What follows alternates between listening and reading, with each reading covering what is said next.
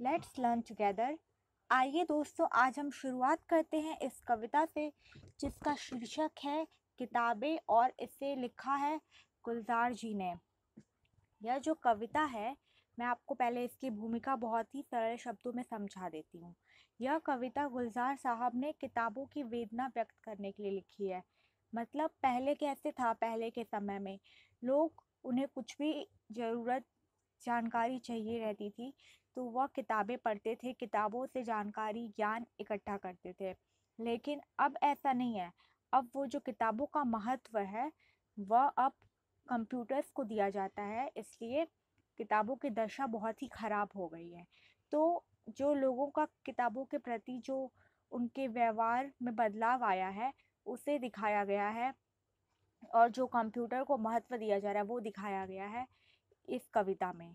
ठीक है, तो चलिए अब हम शुरू करते हैं यह कविता, इसे समझने का प्रयास करते हैं। किताबें झांकती हैं बंद अलमारी के शीशों से, बड़ी हसरत से तकती हैं।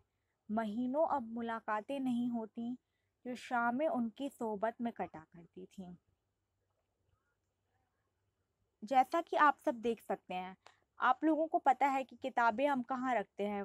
पुस्तकालय, लाइब्रेरी में रखते हैं, घरों में भी रखते हैं तो अलमारियों में रखते हैं। कांच के शीशे होते हैं, बाहर से हम देख सकते हैं कि अंदर कौन सी किताबें हैं। ये जनरल सी बात है जो हम देखते हैं लाइब्रेरी, पुस्तकालयों में।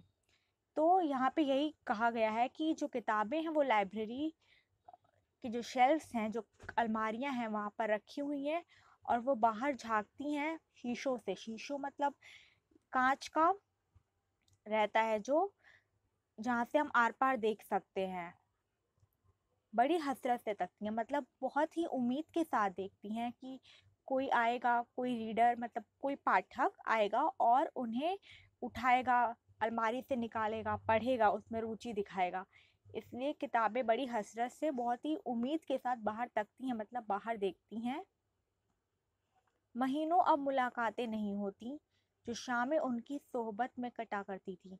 तो अब महीनों मुलाकातें नहीं होती, मतलब पहले कैसे था, पहले के समय में लोग आते थे, किताबों को पढ़ते थे, पूरी पूरी शाम किताबों के साथ बीत जाती थी। जो लोग थे, जो पाठक थे, किताबें उन्हें इतनी प्रिय थी कि जो शामें उनके साथ कटती थी। लेकिन अब ऐसा नहीं है। अब वह मुलाकातें नहीं होती, कितने कितने महीने बीत जाते हैं लेकिन पाठक आते नहीं हैं किताबों को पढ़ने के लिए। चलिए आगे देखते हैं।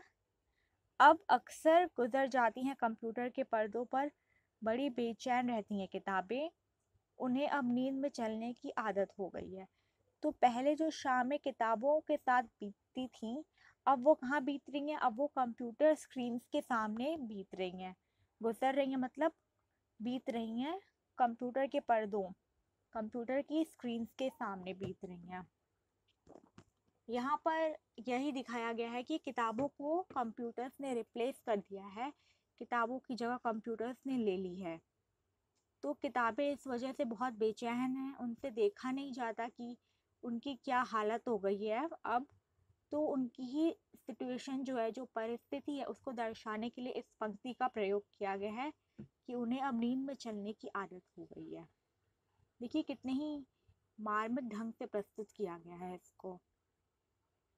जो कदरें वो सुनाती थी कि जिनके शेर कभी मरते नहीं थे, वो कदरें अब नज़र नहीं आती घर में, जो रिश्ते वो सुनाती थी।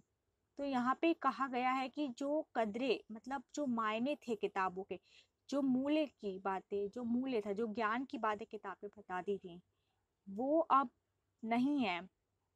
इस कारण जो किताबों का महत्व है बहुत कम हो गया है।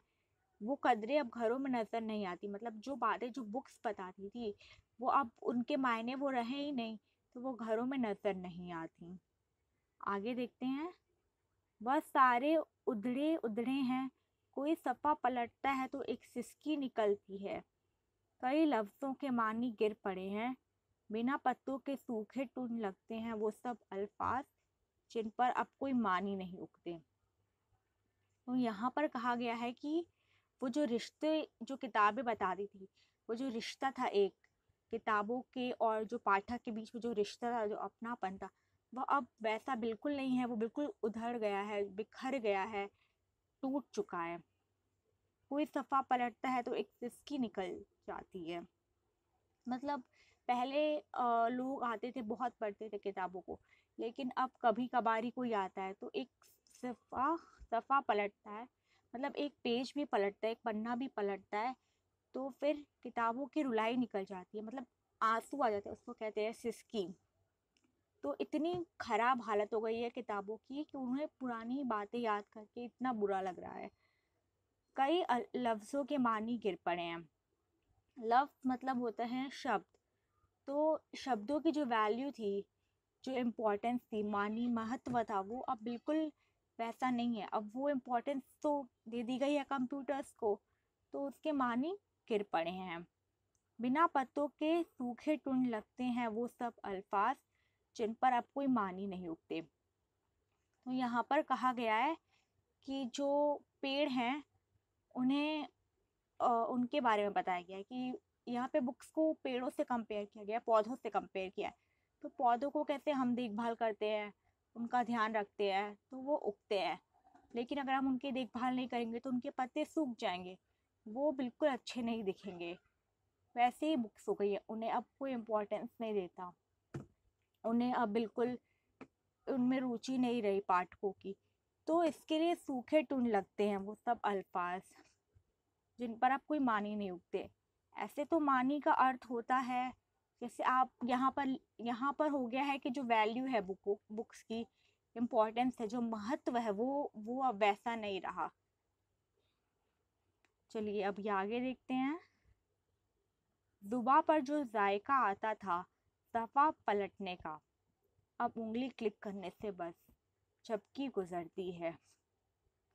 बहुत कुछ बता खुलता जाता है पर्दे पर, किताबों से जो जाती राब्ता था कट गया है।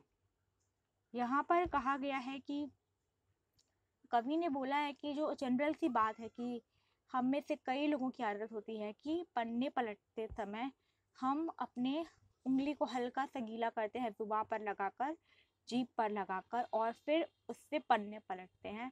तो वो जो जायका आता था जीभ पर, जुबान पर, जायका मतलब स्वाद, वो अब कैसे आएगा? अब तो सिर्फ जो उंगली है उससे हम क्लिक करते हैं माउस को, कंप्यूटर स्क्रीन पे इंफॉर्मेशन ढूंढते हैं, जानकारी निकालते हैं, झपकी गुजरती है, मतलब पलक झपकते ही हमारे पास सारी जानकारी जो भी हमें चाहिए वो मिल जाती है। बहुत कुछ बता खुलता जाता है पर्दे पर, मतलब सिर्फ क्लिक करो माउस को अपनी उंगली से, पलक झपकते ही बहुत कुछ खुल जाता है। आपको जो इन्फॉर्मेशन चाहिए रीडर्स को वो मिल जाती है। बता मतलब एक के बाद एक खुलता जाता है। क्लिक करो खुल गया, क्लिक करो खुल गया, जो चाहिए आपको इन्फॉर्मेशन सब मिल जाती है कंप्यूटर पे। किताबों से जो जाती राब्ता था कट गया है। इस कारण क्या है, अब लोग कंप्यूटर पे ही अपना सब काम निकाल रहे हैं, तो जो किताबों से जो संपर्क था, जो रिश्ता था, जो राब्ता था, वो खत्म हो गया है, कट गया है। कभी सीने पे रख के लेट जाते थे, कभी गोदी में लेते थे। तो ये किताबें बता रही हैं कि पहले कैसे था, कि कभी लोग किताबों को लेकर सीने पे रख कर पढ़ते थे। मतलब हम में से कई लोगों की आदत है कि हम पढ़ते हैं रात के टाइम और फिर पढ़ते पढ़ते सो जाते हैं किताबों को सीने पर रख कर। तो फिर कभी गोदी में रख के पढ़ लेते हैं किताबों को, कभी घुटनों को अपनी रिहल की सूरत बनाकर। नींद सजदे में पढ़ा करते थे, छूते थे जबी से, वो सारा इल्म तो मिलता रहेगा आइंदा भी। तो यहाँ पर क्या कहा गया है कि कभी हम अपने घुटनों को रिहल की सूरत बनाकर पढ़ते थे। रिहल मतलब आपने देखा होगा, लकड़ी का होता है वो एक चीज़ जिसमें धार्मिक पुस्तकों को रखते हैं। कोई भी पुस्तक, भगवत गीता, कुरान, बाइबल, जो भी आपके धर्म की है, तो रिहल की सूरत बनाकर उस पर पुस्तक को रखकर पढ़ते हैं। तो वैसे हम अपने घुटनों को उसका आकार देकर उस सूरत में बनाकर उस पर पढ़ते थे। नीम सजदे में पढ़ते थे, कभी झुक के पढ़ते थे। तो जो हमारा माथा है, सभी मतलब माथा, वो पुस्तक को छूता था। तो वो सारा इल्म तो मिलता रहेगा आइंदा भी। तो यहाँ पे कहा गया है कि वो सारा जो इल्म है, मतलब जो सारा ज्ञान है, वो तो आपको आगे भी मिलता रहेगा। मतलब कंप्यूटर पे आपको ज्ञान मिलेगा, जो जानकारी चाहिए वो मिलेगी।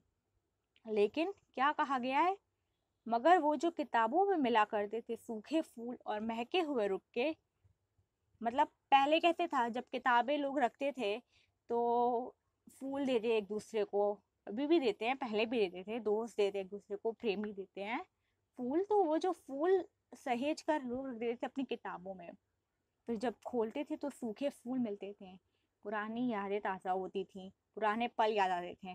उसके साथ मिलते थे महके हुए रुक्के। तो रुक्के क्या है, रुक्के है चिट्ठी या तो कोई पत्र जो फूलों के साथ दिया करते थे लोग एक दूसरे को, तो वो दोनों साथ साथ में रख देते थे किताबों में सहेज कर, फिर जब खोलते थे तो मिलते थे फूल रुक्के। तो वही कहा गया है, ऐसे था, किताबों के कारण ये भी होता था। किताबें गिरने उठाने के बहाने रिश्ते बनते थे, उनका क्या होगा, वो शायद अब नहीं होंगे। देखिए कि कितनी गहरी बात कही गई है कि आप लोगों ने कई जगह पर देखा होगा, फिल्मों में देखा होगा कि किताब गिर जाती थी, गिर जाती है, तो वो जिससे गिरती है उसकी मदद के लिए कोई आता है, दोनों उठाते हैं, या और दो चार जितने भी लोग हैं उठाते हैं, मदद करते एक दूसरे की, दोस्ती होती है, रिश्ता आगे बढ़ता है, जान पहचान होती है। मतलब यहाँ पे कहा यह गया है कि किताबों के बहाने रिश्ते बनते थे, लोग एक दूसरे को जानते थे, पहचानते थे, एक दूसरे से किताबें मांग कर पढ़ते थे। इस प्रकार से एक अपनापन महसूस होता था, एक संपर्क बनता था लोगों में किताबों के बहाने। तो वो अब कैसे होगा, अब वो शायद नहीं होगा जब किताबें ही नहीं रहेंगी, अब जब लोग किताबें पढ़ेंगे ही नहीं तो वो सब कैसे होगा, वो कंप्यूटर पे तो नहीं होगा, कंप्यूटर पे तो हम महके हुए रुक के नहीं पा सकेंगे, सूखे हुए फूल नहीं पा सकेंगे। तो यहाँ पे बहुत ही गहरी बात कही गई है, और यहाँ पे बताया गया है कि कैसे किताबों का महत्व अब नहीं रहा, वो जो पुरानी बातें थी वो अब सिर्फ यादें बन गई हैं और वैसा अब नहीं रहा। तो इसी के साथ हमारी यह कविता समाप्त होती है। यहाँ पे नीचे शब्द संसार है जिसमें जो कठिन शब्द हैं उनके अर्थ दिए गए हैं। यहाँ पे आप देख सकते हैं रुक के, रिहल, जो जो मैंने आपको बताया सब कुछ है, और यहाँ पर सब कुछ आपको मिल जाएगा। और अगर आपको ना मिले तो आप मुझसे पूछ सकते हैं कमेंट करके। आई होप आपको, आशा करती हूँ आपको अच्छा लगा हो मेरे समझाने का तरीका और ये पोयम। धन्यवाद। फिर मिलेंगे अगली कविता के साथ। अगर आपको अच्छा लगा हो तो आप मेरे चैनल को लाइक करें, सब्सक्राइब करें और मेरे वीडियो को शेयर करें। Thank you. धन्यवाद।